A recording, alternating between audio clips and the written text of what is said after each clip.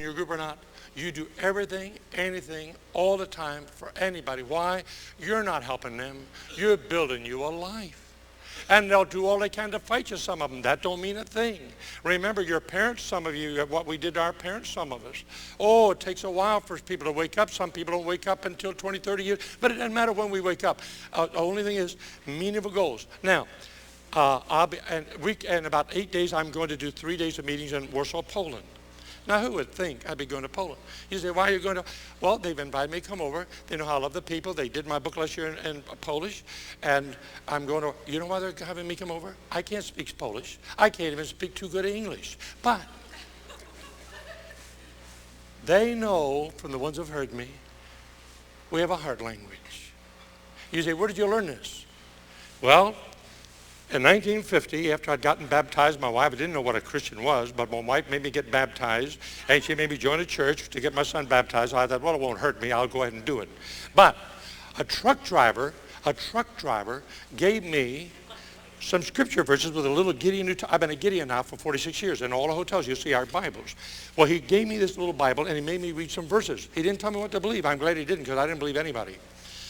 Because my parents were divorced when I was a boy, and I learned you don't believe nobody. If your parents can't stay married and they don't love each other after they have you, and I know that's wrong, I just sort of think that way, but as a young boy, that's what I thought. And I was very bitter. So I would not believe anybody as long as I lived, except this guy didn't tell me what he believed or where he went to church or not. He just made me read those verses. Well, I got rid of him because I realized he was a religious fanatic. But I couldn't get rid of those verses. 45 minutes he made me read him verses. And you know what he did? He made me explain what I read. And guess what? Everything I explained to him was right. He had me read that verse that said, there's none righteous, no, not one. No, he said, read it again. I said, there's none righteous, no, not one. He explained it. What's that mean? I said, that means there's none righteous, no, not one. I couldn't believe it. I was right. But see, I heard it was difficult. But anyway, but through that day, after that afternoon, in my car, like an ignoramus, which I was, I didn't know what I was doing. I bowed my head. In fact, I even accepted the Lord twice to make sure he heard me either time. I don't recommend you do this, but I was that sincere. I was that desperate for life. Life! I know how to act. I know how to overpower people. I wanted something more than this nonsense. And so that afternoon, like a little child, I put my head in the steering wheel and I asked God and caused him to forgive me and come into my heart. Well, there's no big thing, no big feeling. But I knew one thing. Those verses were true. And that John 3:16, I remembered that from a boyhood. Thank God for my wonderful Father. He never took me to church once, but thank God he made me go. And I learned that verse, John 3:16. And so when that guy made me read that, it brought it back to me. The seeds were sown as a little boy in that little Mennonite Sunday school when we first came from Alabama. And so that first Sunday, I went to Sunday school. They took me to a new, I didn't even know them. And I went in, and the Sunday school superintendent said, Charlie Jones. They went and told him my name. He said, welcome to our church. I said, wonderful. He said, how would you like to teach a Sunday school class? I said, I never read the Bible yet.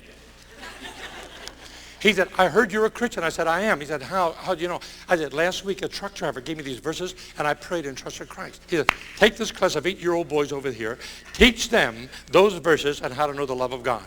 Now, I couldn't say no. I just did it. He only asked me to do with these little kids what that truck driver did for me. So 46 years ago in March, the first Sunday I ever went to Sunday school as a Christian, they gave me a Sunday school class. And now I've been around the world, Australia 30 times, Dr. Peel, Dr. McFarland, I've done all the tours. And I know I'm not those guys, and you aren't either. But I know one thing we have. You see, the best in life is really free, but you got to pay a price to work it out. And all that I have, I owe today. I learned with those little boys, loving them, who, like I was when I was little, had no one to love me. But it's not complaining I had no one to love me. Oh, I had God to love me, and all these people to love them with. Isn't that wonderful? And that's how I built my $100 million agency. And I can't tell you about organization. There weren't hardly any believers. But I always tell them, don't you water down what you believe for me? Don't you ever expect me to water down what I believe for you? And they would respect me for it. I mean, it was just tremendous. So do you want to build a business bigger? Get yourself a Sunday school class. Say, what if there's none open in our church? Flip the pastor a couple $100. He'll get you one. Don't be so cheap. Now, we're right on schedule. Okay, now, so once, if you're committed and you're doing meaningful goals, I hope your success comes in a hurry. But underneath, I hope it doesn't. I hope it comes in a hurry for the people you're going to help. But for you, I hope it comes slow. You know why? The slower it comes, the more roots you sink. Amen. So someday the winds can blow and the roof can cave in. But it won't matter, because you're going to stand the test. Not because you're running by the way you feel, but things you know. Now, what's the big thing? Let's get it simple. We got to be learning problems are a way of life. Problems are a way of life. Now, Ron Price does a lot of good. Ron, you know, breakfast with you this morning, just remind, I forgot what a joy it was to be with you in Turnberry. And then to see you up here recognizing people. Oh, Ron, I can see not only the good you do throughout the organization and the lives you've touched. Ron, you do a lot of good. But I want to tell you something, folks. He does a lot of harm, too.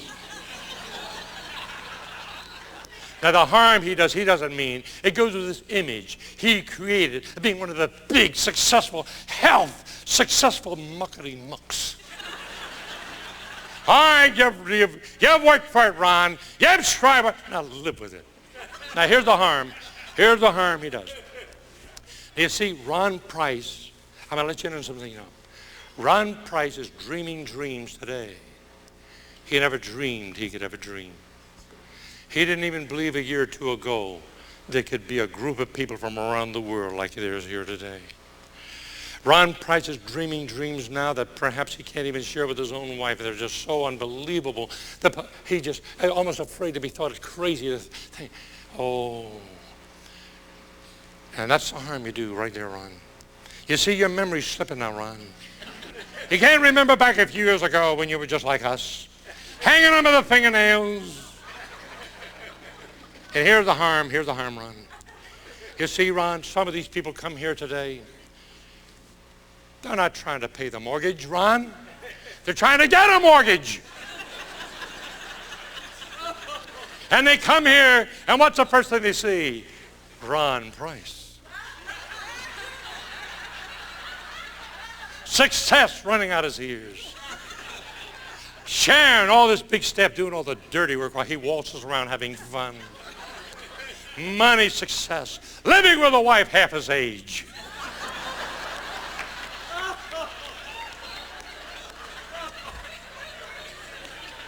You've got it all, don't you, Ron? And that's it right there. That's the problem, Ron. That's the problem. Because, Ron, this image you projected, you have people right here in this front row today saying, oh, God, no wonder Ron's happy. And, Lord, if you give me half as good a deal, half as good as you've given him, I'll be twice as happy as he is. Is that what you think? Well, you're wrong. Don't you let Ron Price's happy look fool you. I'm here today to tell you that Ron Price is just as miserable as we are. You say, well, he don't look miserable to me. That shows how dumb you are. You know what's the trouble with a lot of you women? I'll tell you what's wrong with you. You're always saying, look how she's got it. You know what's the trouble with you men? You're always thinking, look how he's got it. Look how they got it. My dear friend, how long does one have to live before you start learning things are never like they look? Well, what do you mean Ron Price is miserable? All right? Let's clarify this misery thing first. There are two kinds of misery. There's happy misery and there's miserable misery.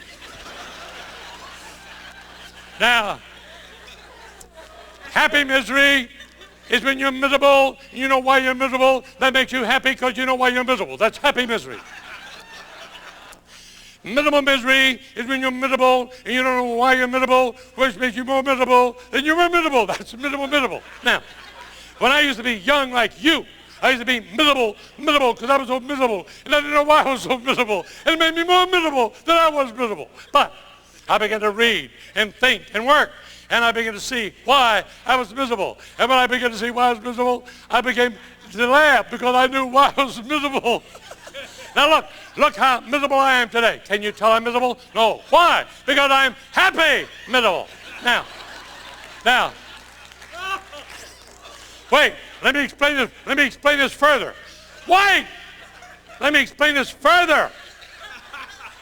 Most of my misery comes from my wife. Yes! I'm sorry, girls, that that's the way it is. My wife is always accusing me of wanting my way. You know what I hate? I never get it. I don't mind being accused. Just let me have it.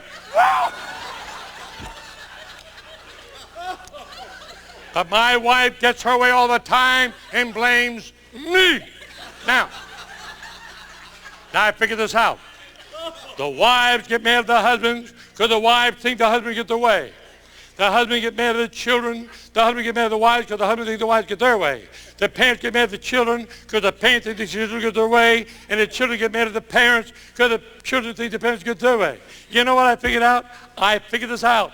Nobody ever gets their way. It only looks that way. So today, I'm one of the few husbands in the whole world who's totally happy because I know my wife never gets her way. And right now, Gloria's home, eating her heart out, thinking I get my way, and I never do. So you see, she is miserable, but I am happy, miserable. And I will never explain this to her because she has never bought my book.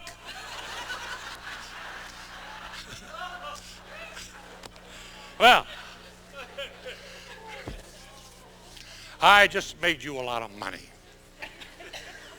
You can't pay me enough fee today for this, Ron, for what I've done for AIM. Why? Do you realize the thousands of hours that had we not covered this and you seen it and laughed, the thousands of hours that are lost because we're sitting out there thinking, how come everybody gets their way but me?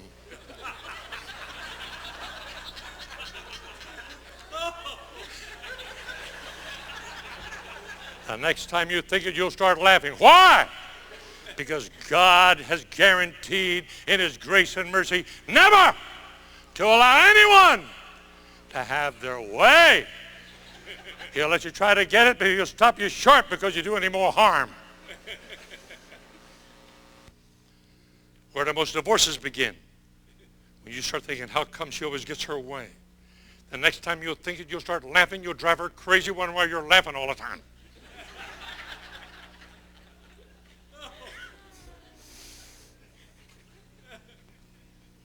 Now, one more good one. What do you need to be a successful person? Here it comes. Number one, it begins with being an encourager. Be an encourager. I guess that's the greatest ministry God has allowed me to have, to be an encourager. Did you call the waiter this morning by their first names? You'd be surprised how encouraging it is when you look up when they pour your coffee. I called our waiter 3 times by his first name and put my arm around his shoulder before I left. Thanked him for the way he's running this organization here. He was so happy. All morning long he was ignored. That's all right, he's used to it.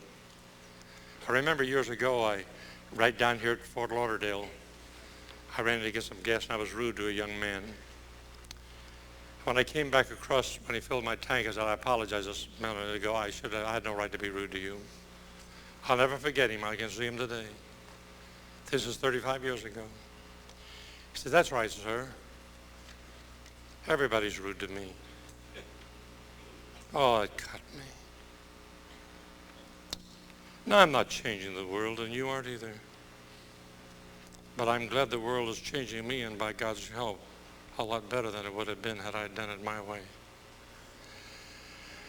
Oh, to be an encourager. And yet, perhaps one of the most misunderstood words in all the world is an encourager. Every home needs an encourager. Every office needs an encourager. Every restaurant needs an encourager. Every church needs an encourager. And yet, so few of us ever start learning, and I'm not doing too good either, that encouragement does not come. Some of the most discouraging people in all the world are people who learn how to say encouraging things with their lips. Why? Because encouragement doesn't come. When you look at Ron up here today, you say, I can never be that open and articulate and that impressive. I could never. Of course you can. Any more than I can be him or you. But you see, the real language that makes Ron effective isn't what he does with his lips. The real effectiveness is the heart to heart. And you got to be reminding yourself of that, because you see, if you don't, you'll misread it every chance you get, because I do it too. You see, encouragement. Do you ever notice sometime when people can't look you in the eye? Do you ever talk to people who can't look you in the eye? You know what you should do? You know, they don't have eye trouble, they have heart trouble. You know what you should do when people can't look you in the eye? You don't look them in the eye, so they can wonder why you can't look them in the eye. You know what good that do? It puts them a little more at ease. It's a little less intimidating. You see, already, you may not think you're very far in life, but you're already further ahead than most people are ever going to get in their whole life. Yeah, that's right. You say, well, I'm not very far. You're further than a lot of people are ever going to get. So your job is learning. Some people can't be up where you are. But if you'll be a little more open and want to be a real encourager, you can find some way to be down where they are. And that's why I see all self-improvement is harmful. If you try to improve yourself to look better, you'll get worse while you improve your act. If you forget improving you and try to help them improve, you'll grow to be better, not even know you got better. That's a law of life. That'll never change. And you know why it won't be popular? Because it's free. And it's better to try to buy something and act it out. So the point is the encouragement thing. So I remember years ago, I used to go into my office. Here were people in our staff. I mean, PhDs, here they be. I love my work. I said, why don't you let your face know about it? And then we had a lot of religious people in our group. You say, that's good? That's bad. I learned to differentiate between being religious and spiritual.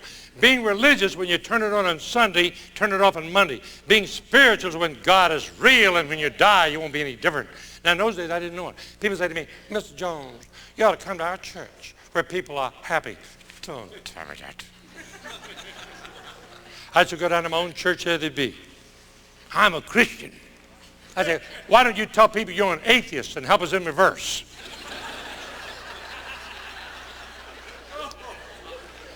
I discovered at an early age, the average person does not know the power of a smile. Do you know? Of course you do. You can literally turn a person's life around by a warm smile at the right time rather than a blank stare or 16 here at the wrong time. So you watch me in the airport. I'm always playing the game. Thank you for your smile. Some of you ladies did it in the hallway. Thank you for your smile. Thank you for your smile. Thank you for your smile. Thank you for your smile. And in the airport, tonight I'll be, thank you for your smile. Thank you for your smile. She said, what if they're not smiling? If they're not smiling, I thank them for the smile anyway. Because I find if they're not smiling and I thank them for the smile, they usually quit, give me a smile, because they wouldn't want to cheat me out of something to get. Yeah, what's the big deal about getting people to smile? Nothing. Yeah, why do you do it? I do it to be learning to quit ignoring people I don't need. So that's why I did it this morning with my waiter. You said, do you feel better now to get people smiling? No. Why? Because now I find every time I do something I should have done, I find two more things I could have done. I didn't know I could have done until I did what I did. It looks like I'm going backwards. But that's life. People that know the most, know they know the least. People don't know anything, once they go later tell it to you. Now what's the next thing I discovered about people? The more we get, do we get more involved in helping the mission program, the Salvation Army, your church, the goodwill? No, the more some people get, the more I want to be alone, you know. I'm a self-made man. Good. That relieves God of that responsibility. You know, you'll hear him. I reached my goal when I was only 45. I said, if I had a goal, I'd have reached it at 21. So you're king of the midgets. What does that prove, you thumb sucker? Now I used to watch his sophistication. You got to put a throat lozenge. I used to watch his sophistication. The more they would get, the more aloof they would become. You know. And then somebody said, Brother Jones, you ought to come to our church where people are close. Don't tell me it. I love my church, and I hope you love your church, but don't you ever let me hear you tell anyone God made a church people, make people close, is what God does in your heart that gives you a oneness with him, not where you hang out. I used to go down to my own church. There they were in my own church, the zombies. Many were cold and few were frozen. I think, all right, you thumbsuckers, I'll fix you. That's when I started my hugging therapy. Now, when I met you out there in the hallway, sir, what did I do to you? I hugged you, didn't I? Let me explain it. I saw the shock on your face. Yes, but I didn't like it any more than you did, so don't complain. You say, well, don't you realize how silly this hugging looks? Yes. Why don't you quit it? When I hugged you, I almost did. You know Robert Redford, you know. Now, I know some of you are around, I see you snickering and looking at me. I wonder if he realized how silly this hugging looks. Yes. Do you like being called a clown? No. Do you like looking like an idiot? No. Well, then why do you do these things? I do it because I know why I'm doing it. You better know why you're in the business. I don't care how you know how to build a business. You better know why you're doing it. It isn't how to build a business. Why are you doing it? You say, how does your family like the way you are? All right. Let's get that out in the open. You know what back to school night is? Gloria stayed home. I went back to meet Jamie's teachers. What do you think is the last words Jamie said to me? Her father, as we went out the door, she said, Dad, tonight, could you act normal?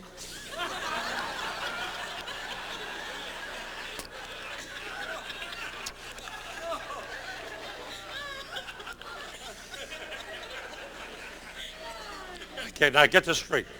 I don't like embarrassing my children. I don't like being called an idiot. And I love dignity. I love dignity. I was born in Alabama. And anybody born in Alabama knows dignity is born in your bones. And while we're on the subject of Alabama, I know a lot of you Yankees would like to know why the South lost the Civil War. Well, I'll tell you why we lost. God wanted us to lose. God knew those great Southern gentlemen, Robert E. Lee and Jefferson Davis and Stonewall Jackson. He knew those great Christian gentlemen had enough courage and wisdom to stand defeat where them no good, drunken, liberal Yankees could have never stood defeat. And God had us to lose to save this union. That's right. Now, folks, that's the first lie I told you all day.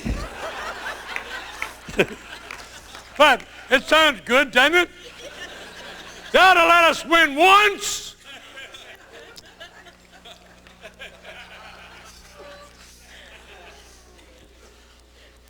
Now, I can't tell you why I do these silly things. But let me give you a couple quick stories why I do it, and then you figure it out on your own.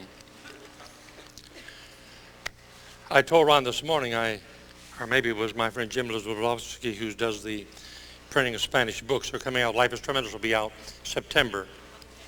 And they're doing it here. Vita Publishers are here today.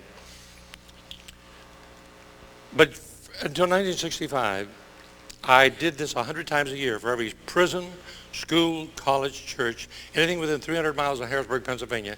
I did this 2 or 3 times every week. And I never took a penny because I owed it. You don't do it for money, you do it because you owe it.